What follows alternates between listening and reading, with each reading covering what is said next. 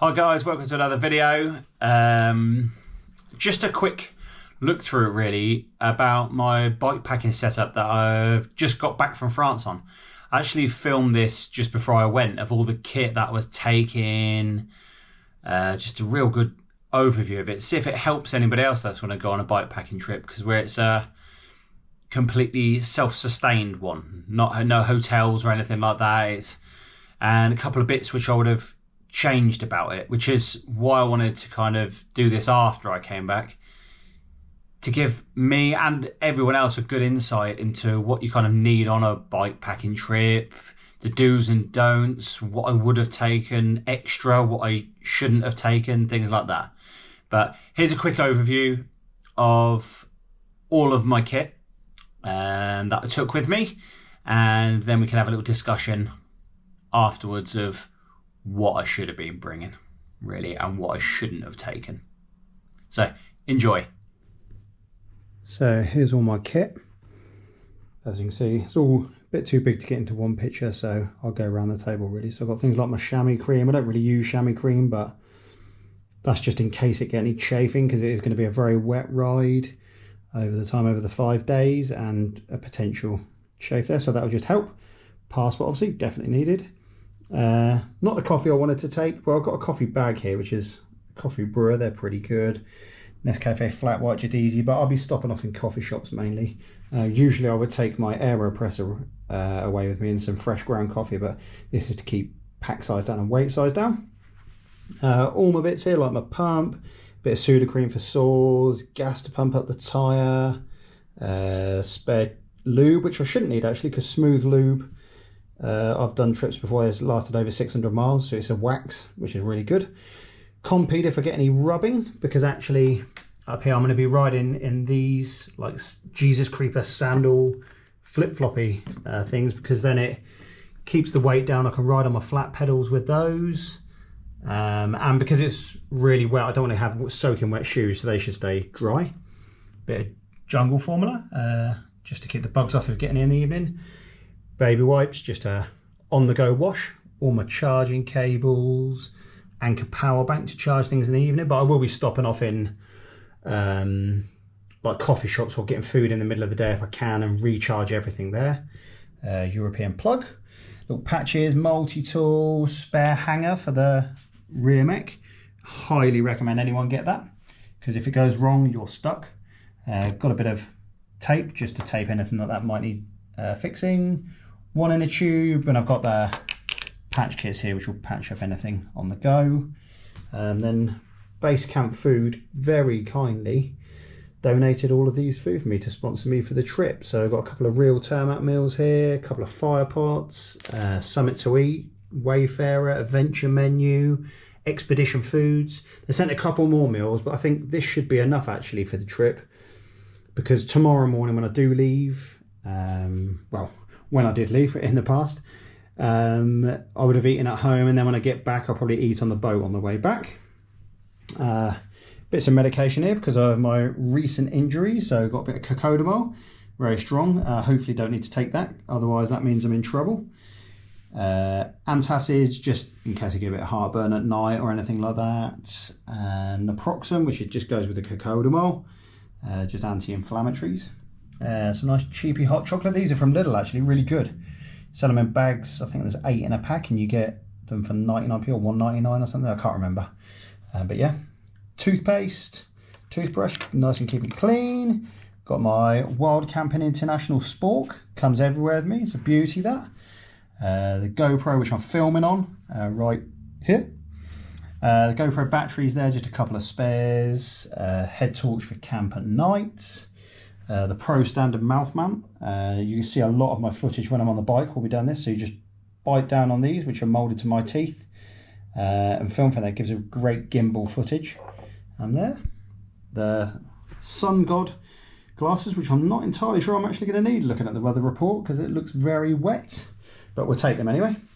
My Wild Camping International, they actually donated this pot as well. Some really nice companies out there. It's a titanium pot, because I normally have my steel pot, the 750ml, but it's a hell of a lot heavier than this, so that gets the weight down. My Trekology Aloft Deluxe pillow, very comfortable. Really, really like that. It's got a nice soft, I feel like you would have seen that in lots of my other videos. My 4-class 700 air mat, very comfortable, nice and long. Because I'm tall, I need a long and wide one, so that's good. Microfiber towel, just in case I go for a swim or to wipe anything down when I needed. A Soto Windmaster, just there. Just a gas stove, which I'll be boiling water up for all of these meals. And my Terra Nova Pioneer 2 tent, which is newly purchased. I wanted to take a bivvy bag, but because the weather's going to be horrific for a few days, that at least the first 2 days, I think it's wise for me to take the tent. So I've got a little place where I can actually just sit inside if it's pouring down. And then I've got my just closed cell foam mat there with the foil, which goes underneath my sleeping pad just to protect it. Then we've got just here the Van Gogh Cobra 400 down sleeping bag, really compact. It's a 3 seasons, so you look at the size of it, it's about the size of my hand. Yeah, it's going to be too warm in that, but it's really warm, so I don't want to be cold at any point. Usually I take a hot water bottle just to put down at the foot end, but not in that, no chance. That is, goes down to -6, quite comfy. Got a pair of shorts, merino wool long sleeve top, thermal leggings. They're really to sleep in at night, same as with those really thick socks just there. I've got the 4-class merino wool hat, which you just wear at night time, keeps your head warm, pull over your eyes maybe so you don't wake up to any sunlight or anything. 1 pair of socks there for just riding in the day if I want to wear them, but likely as I'll just wear barefoot in those sandals anyway. A pair of thermal caramel gloves, my grip grab cycling fingerless gloves, good, got really good pads in these, the gel pads, so it takes a bit of vibration out the bike, bit of comfort there. I've got my Madison snood, which is really long, just in case there's any masks or anything that need to be worn in France. I have no clue, but good to pull over the eyes as well at night time as well. That's my Patagonia Nano jacket, which is ultra warm, so it's a synthetic instead of down, so if it gets wet it doesn't matter, it dries really, really quickly, but is very, very warm. So that'll be put on in the evening when I get out with all my wet clothes, change it to my dry, that will keep me warm. Then I've got my Giro helmet, got to keep the old noggin covered. My Hope jacket, which is like a massive mountain bike jacket, which I can ride in the daytime because it fits over your helmet as well. So if it is absolutely driving down, then that will protect me from a lot of the rain. It's completely waterproof. My Rafa Adventure shorts, great shorts there, little pouches on the legs, just there with a bit of mesh so you can put snacks in. Everyone loves snacks. My cycling jersey, which is my company, Hen Consulting. Anybody want to have a little look on the website, have a look at that, so I won't explain what it is, you can have a look. And a Proviz completely waterproof thermal gilet. So if it is a really pouring down day but hot, I'll wear that. And all this material here at night time is great because it's reflective, so any car lights shine on you, it just makes it look this big white mass. Amazing piece of kit. Like anyone that's commuting or anything like that, highly recommend that, because you will be seen in that no matter what. Even if you haven't got lights on, car lights, you glow up white in that. Yeah, that is all my kit, and let's have a little look at the bike. Here's the rig all in its beauty. Tailfin rack as always on the back. Got my sleep mat underneath, the foil closed cell foam, a couple of water bottles there, re-strap large frame bag, and just bungee strapped a dry bag on the front here. It's pretty good, I think. A little bit of clearance, as you can see, really tightly strapped on so it shouldn't go anywhere. So that was a good look through everything that I took. The only thing actually which I realised I missed of that was my gas canister, which I took because I cooked all my meals, which you will be seeing in all the upcoming videos. And from that, I'm currently editing all that. As a hell of a lot of footage I did over 5 days, so it's a lot of editing from that, and I'll probably do it in a 2, maybe 3 part series.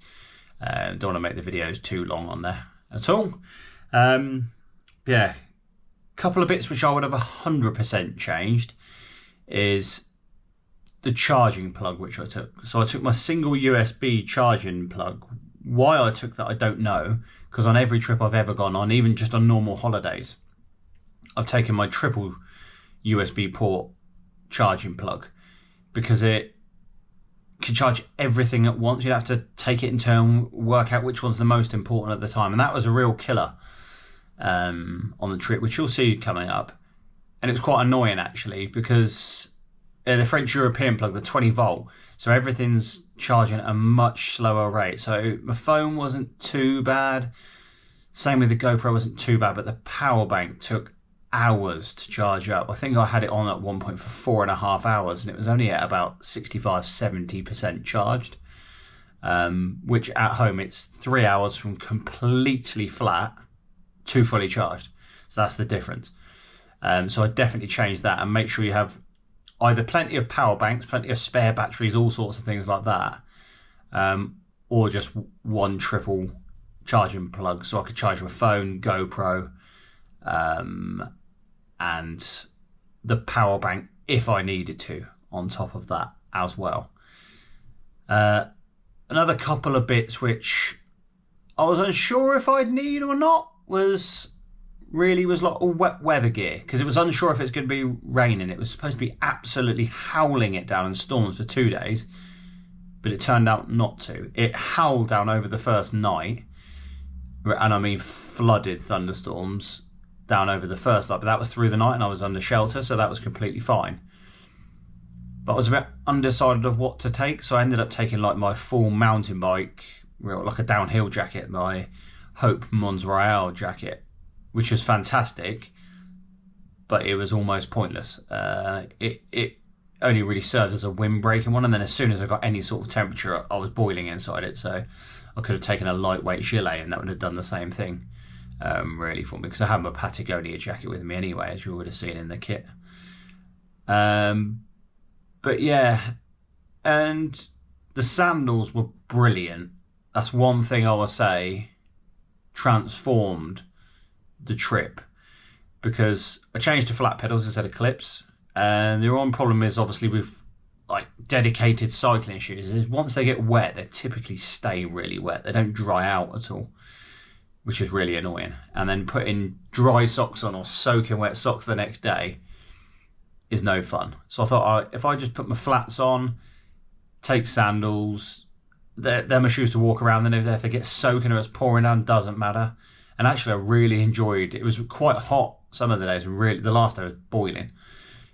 But it was really, really quite nice to just have the air flowing over my feet. I didn't end the day with my feet feeling sore or enclosed or swollen or anything like that, at all. They felt brilliant. So you just got into camp and loosened them and just walked around as normal. So that I'll definitely be doing that again, that is for certain. Perhaps changing the pedals. They got kingpins in, they're my old enduro pedals. Maybe to a bit more of a flatter, more relaxed platform on there. But other than that, the kit which I took was great. I wasn't sponsored by Basecamp Food, but they did gift me all of those meals, as I mentioned. I'm glad I took them, because a couple of days it was, but I don't think I'd be taking the amount to survive the whole trip on it. Because you can eat out for probably, well, if you had to buy all those meals, about the same sort of cost. They are really handy for being totally off grid, because the only thing I needed was water, really. Loads of rivers, really clean running water, and if you're boiling it doesn't really matter anyway, as long as it's really fast flowing clean. But yeah, and I'd probably say the 20 litre dry bag I had on my handlebars, it sends it off balance a little bit. When you're holding on to the handlebars, if I'm at no-handed, you got a good front wobble. So that wasn't my ideal set, because my Tailfin mini panniers didn't come in time. However, I really like that dry bag, but I think going down to like a 10 litre dry bag would probably be better. Little bit less weight. It's fine, fit between my bars are fine, because I've got, I think, 42 centimetre wide bars in it, so there's loads of room for the 20 litre bag. But there was a lot of weight on the handlebars there. So, and taking your hands off, if riding one-handed or filming or looking around and things like that at junctions, you noticed it. So yeah, but the 20 litre bag, it certainly worked. Just 2 bungee straps to it, really simple. Didn't move at all, didn't rub on the tyre, didn't touch the tyre at any point. Slightly rubbed on the head tube, but that's only as I was turning things. So you can see a slight metallic mark on the dry bag through my videos once I've edited them. But that's just where it rubbed over the bare titanium, really. But other than that, I hope that gave everybody a good insight into kit.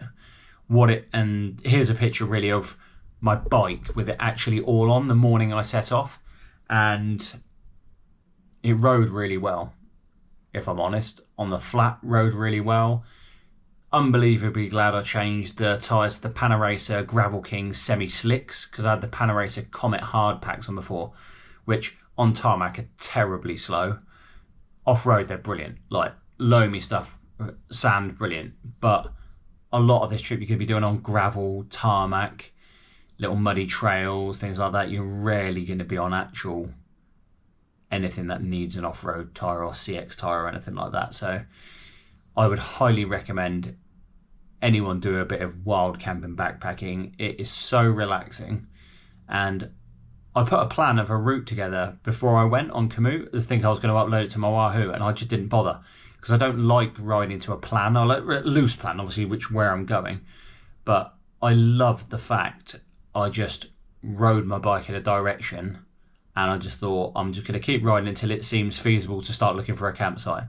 First night, well, I'm not going to give any spoilers, but there was some total, really, really wild camping spots.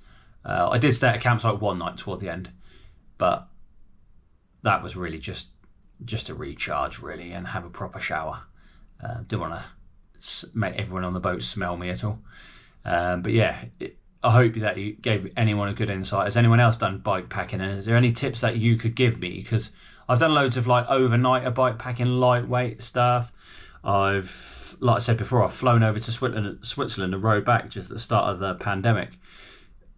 But we stayed in Airbnbs throughout that. So that was all very lightweight. That was just my cycling gear and a change of clothes for the evening, because we knew you're going to get to the hotel, so it didn't really matter, the Airbnb. But other than that, yeah, let me know about your setups, what bikes you ride, where you've been, because I really want to be inspired to go to new places for that, whether that be in the UK, whether it be abroad. I'm quite happy to go abroad, because you can actually get really cheap flights or get a cheap ferry like I did on this trip for that, and go and Poole to Cherbourg back to Poole. It's only like 7 miles away from my home, so nice and simple. But yeah, let me know in the comments. If you are new to my channel, I'd appreciate a subscribe and liking the video, and I look forward to editing all of the footage, which will be coming out. I think the first part will be coming out, I would say, in the next 4 or 5 days max, because I need to go through all the footage, work out how I'm going to split it up quite evenly, because I don't want to make one video super long and then an 8-minute video the next one and things like that. So try and keep it nice and even. But yeah, hope you enjoyed, and I'll see you soon.